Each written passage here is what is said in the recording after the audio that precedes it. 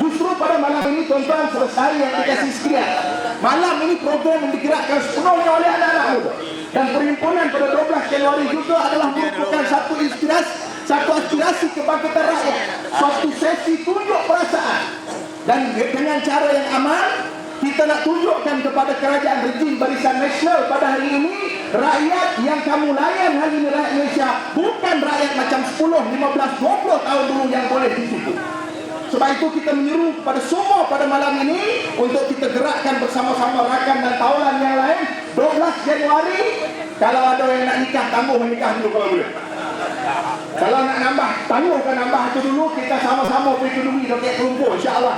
Tempatnya setakat ini yang diberitahu setakat ini di Stadium Merdeka. Wallahualam, kalau perubahan nanti akan disebut oleh Cikgu Bat dan saudara Isyamuddin Rais. Sebab itu saudara-saudara yang dikasihi sekalian, saya kira penyelewengan demi penyelewengan yang dibuat oleh kerajaan UMNO dan Barisan Nasional dia telah sampai ke tahap maksimal. Apa yang didedahkan oleh rakan-rakan penceramah sebentar lagi saya kira sudah cukup untuk menjadi bukti yang jelas.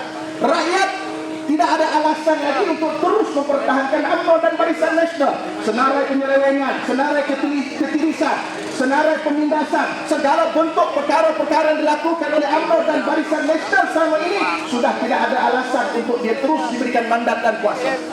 Dah 55 tahun kita beri dia ruang, 55 tahun kita beri dia peluang. Kita lihat apa yang mereka buat pada agama, kita lihat apa yang mereka buat pada bangsa, kita lihat apa yang mereka buat kepada rakyat keseluruhan. Apabila suatu perkara yang memberi keuntungan dan kepentingan kepada mereka, maka perkara itu akan dijaga. Tetapi apabila kepentingan itu melibatkan rakyat, mereka banyak berkira-kira. Nak bagi pendidikan percuma kepada rakyat seperti mana yang diwar-warkan oleh kerajaan Pakatan Rakyat, mereka menggunakan pelbagai bentuk alasan. Sehingga nak tak nak mereka terpaksa juga beri kepada peminjam-peminjam PTPN baru-baru ini diskaun dalam bentuk kalau mereka boleh kembalikan ataupun boleh pulangkan balik ataupun bayar balik pinjam. Kita nak sebut bila rakyat kuat, tuan-tuan, desakan rakyat kuat, UMNO dan Barisan Nasional hari ini dia tidak berani membuat sewenang-wenang. Sebab itu dalam negara demokrasi, seperkara yang kita kena yakinkan kepada rakyat, rakyat adalah tuan di dalam negara mereka sendiri. Kita mempunyai kuasa untuk menentukan siapa yang kita nak angkat jadi pemimpin, dan pemimpin yang sepatutnya takut kepada rakyat, kerana rakyat adalah tuan dalam negara ini. Tetapi dalam negara kita Malaysia hari ini, peliknya rakyat yang pilih pemimpin, dia yang pangkah pemimpin, dia yang pilih pemimpin, tiba-tiba dia pula takut dengan pemimpin yang dia pilih. Macam zaman jahiliah dulu gitulah. Dia buat berhala, dia bentuk berhala, tiba-tiba dia pula takut dengan berhala yang dia sendiri buat. Inilah rupa bentuk. Sebab itu dalam manifesto Tonggak 69 yang disetujui oleh Pakatan Rakyat di peringkat Negeri Sembilan, perkara pertama yang kita sebut dalam manifesto itu, kita menyatakan rakyat adalah tuan. Kita nak beritahu dengan tuan-tuan semua, dalam negara demokrasi ini, bila wujud persaingan antara dua parti, hari ini wujud persaingan antara Pakatan Rakyat dengan Barisan Nasional. Siapa yang untung bila wujud persaingan antara dua parti, antara kerajaan dengan pembangkang? Wujud persaingan yang sehat sebegini, walaupun tak berapa sehat, wujud persaingan yang ada semacam ini, siapa yang untung? Akhirnya untung adalah rakyat. Dulu tuan-tuan tak pernah dengar yang namanya BRIM. 50 tahun kita merdeka, tak pernah umat kita dengar perkataan BRIM ni, tuan-tuan. Bila tuan-tuan dengar perkataan BRIM, selepas kerajaan Pakatan Rakyat semakin kuat, gabungan antara DAP, PAS dan PKR makin kuat, baru kerajaan terfikir macam mana cara nak bujuk rakyat, maka bagi rakyat RM500 satu kepala ataupun satu keluarga dan miskin. RM500. Bagi saya secara peribadi, bila orang tanya boleh tak ambil duit ni, saya kata ambil. Sebab ini duit ni adalah hak rakyat.